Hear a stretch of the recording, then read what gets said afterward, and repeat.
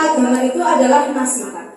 Yang namanya nasihat ada kalanya pahit seperti obat, tapi menyembuhkan. Ada kalanya nasihat itu seperti tamparan, menyakitkan, tapi menyadarkan.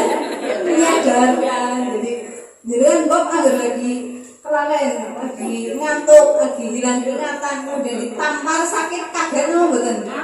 Tapi sadar kok. Itu sama halnya nasihat itu bisa jadi seperti tamparan, menyakitkan. Sakitnya tuh di sini, tapi menyadarkan. Nah, pada pagi hari ini saya akan menyampaikan obat hati. Ada berapa, Bu? Ada 3 pembenaran. Kan berarti tidak asing, ada. Itu terdapat dalam qaul atau maqalah atau ucapan dari seorang imam dari Persia, yaitu dari Syekh Ibrahim Al-Khawash, bahwasanya obat hati itu ada. Otomatis kalau tersedia obat, pasti karena ada penyakit.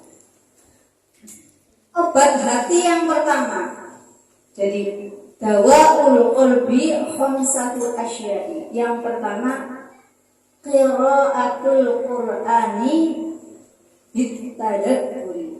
Yang pertama adalah membaca Al-Qur'an dan menghayatinya. Jadi kalau mungkin kita selama ini adanya ngaji hafalan. Dengan adanya program kajian seperti ini, setidaknya walaupun sebulan sekali itu ada tadabbur, ada renungan, ada penghayatan, baik yang itu bersumber dari Al-Quran maupun Al-Hadis. Kalau kita melulu maca, ini yang lagi viral, lagi rame ya Ibu. Mungkin sebagian dari panjenengan juga sudah tahu, seorang perempuan penghafal Al-Quran murtad. Lagi ramai kan itu? Nah, ternyata apa? Bagian dari kebaikan atau efek yang ditimbulkan bagi orang yang berinteraksi dengan Al-Quran itu, kalau memang dia mengalami pertambahan, pertumbuhan atau kenaikan dalam kebaikan, berarti itu ada efeknya. Tapi kalau kurang baca, ngapalna kemudian tidak berdampak adanya peningkatan dalam hal kebaikan, ibadah dan lain sebagainya, maka itu seperti halnya. Kemudian yang kita sayangkan itu, kalau misalkan orang yang sudah murtad, sudah cukup murtad saja, tapi tidak murtadin, kemudian mengajak-ngajak yang lain untuk murtad, itu masih mending. Dan yang biasanya terjadi itu orang-orang yang sudah murtad sekaligus dia juga menjadi murtad. Jadi mengambil ayat-ayat untuk melemahkan ajaran agama yang dulunya sudah dia pelajari. Contohnya itu diambil sepotong-sepotong. Sesuatu kalau tidak nyambung sekalian, jadi bikin salah paham. Contohnya itu mengambil soal pembunuhan atau perintah perang atau perintah membunuh terhadap orang-orang kafir. Itu kan potong sekali kalau yang diambil hanya itu saja. Dan dia mengatakan bahwa Al-Quran itu sudah tidak relevan dengan kehidupan di era sekarang. Padahal kebalik, seharusnya kalau kita manusia paham betul bahwa kita diciptakan itu wa ma khalaqtul insa wal jinna illa liya'budun. Perintah Gusti Allah itu sebenarnya makhluknya itu untuk beribadah, manusia dan jin itu untuk beribadah. Berarti harus menomorsatukan prinsip agamanya, bukan justru Qurannya yang harus mengikuti zaman.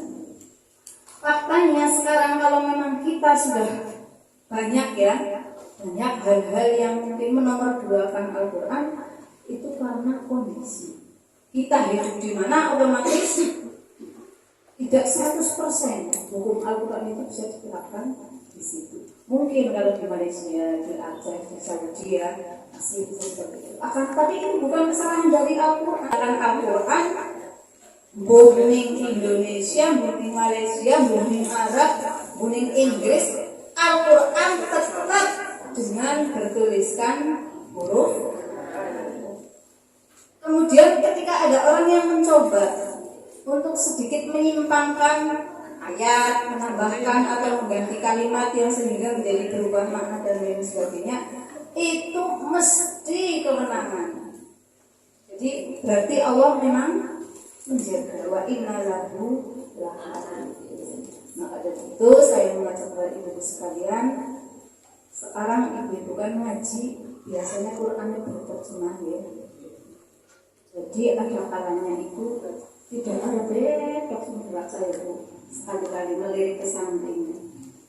Terjemahnya di belakang. Obat hati yang kedua itu adalah laparnya perut. Apanya seperti bu? Jadi banyak berpuasa. Jadi di sini berat bagi saya ketika menyampaikan ini karena kayaknya saya sudah sarapan. Laparnya terus wahula ulbatni dan kosongnya atau hampanya perut. Perbedaan ulama zaman dulu dengan kita di zaman sekarang itu sebenarnya sedikit. Kalau ulama zaman dulu sedikit makan, kalau kita sedikit makan. Yang mau sarapan, tindaknya nek. Baru senekan, kondur, Makan siang. Medan. Bedanya sedikit. Sedikit juga dalam hal tidur. Kalau ulama zaman dulu sedikit tidur. Kalau kita sedikit tidur. Wis wargen akhirnya kok bener kan niku orang anak pegawai. Kira-kira bener apa betul itu? Betul salah. Mungkin benar bagi sebagian orang dan tidak benar bagi sebagian yang lain. Tapi intinya dampak dari kenyang adalah ngantuk.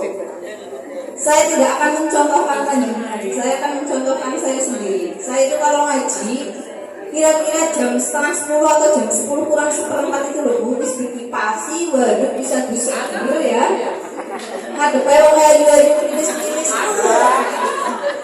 Sir-sir itu loh, teripak bisa seperti astagfirullah.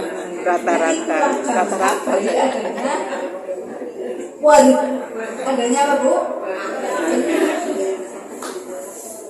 Jadi syarat, bisa dus kayak bayi kan jadinya seperti itu ya, habis dimandiin, disusoni, bos seger banget ngantuk. Saya sering sekali seperti itu, walaupun masih bisa menahan, tapi ya itu ngantuknya gampang. Kalau kadang-kadang saja tidak ada masalah.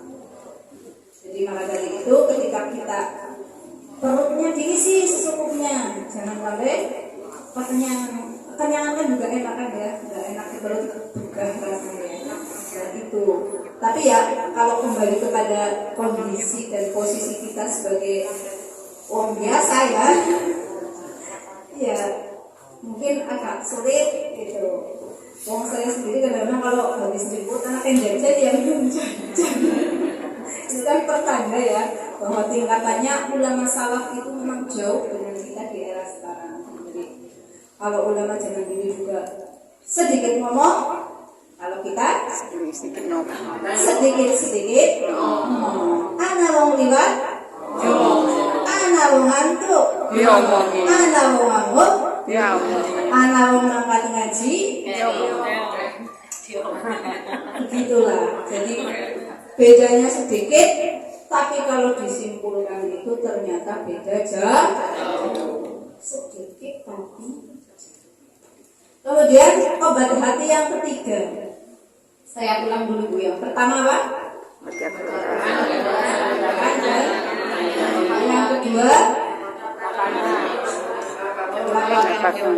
atau aja kepada diri, bahasa Padang namanya aja kepada diri. Yang ketiga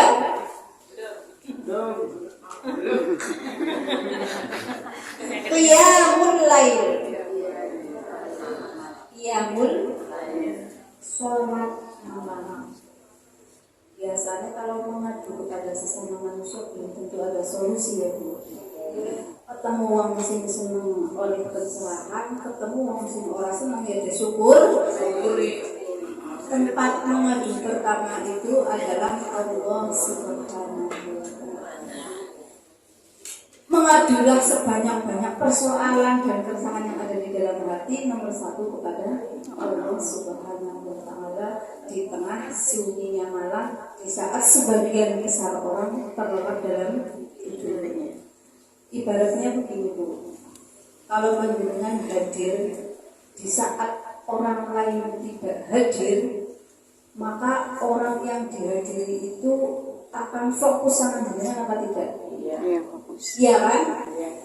Sama halnya ketika di saat malam sebagian besar orang tidur, ada sebagian yang lain bangun untuk sholat dan bermunajat kepada Allah. Kira-kira ini tidak lagi istilahnya Allah fokus dan tidak fokus. Ini lagi melogikakan saja. Kira-kira lebih difokuskan yang mana? Yang banyak tapi tidur, apa yang sedikit tapi menghadap? Yang mesti yang menghadap ya semending pasti lebih diperhatikan ketimbang ya bisa muakeh ya itu pada umat orang Mekah, maka tentunya itu akan lebih didengar, lebih diperhatikan. Jadi ketika kita namanya lewat dan lain sebagainya. Kemudian obat hati yang berikutnya itu tadi sampai berapa Bu? Yang ketiga. Kemudian yang keempat, wattadarru'u 'inda sahwi. Mendekatkan diri kepada Allah di waktu sahur. Berarti sebelum subuh. Caranya bagaimana? Sekali amal yang termasuk bagian dari yang mulai sholat malam itu kan sebelum subuh ya. Kalau misalnya memang bangunnya mepet, ya bisa tadarus, ya bisa murojaah, ya bisa istighfar, ya bisa bersolawat. Banyak sekali pilihan. Lah dalam hal itu ketika panjenengan menjumpai sebuah dalil bahwa ini lebih utama dari ini lebih baik dari ini, itu sebenarnya adalah motivasi supaya panjenengan berseya iya, istighfar ya iya, sholawatnya juga iya. Jadi dapat karena masing-masing memiliki nilai keunggulan. Jadi tidak usah bingung ketika panjenengan sebelum subuh bangun tapi ya ada cukup istighfar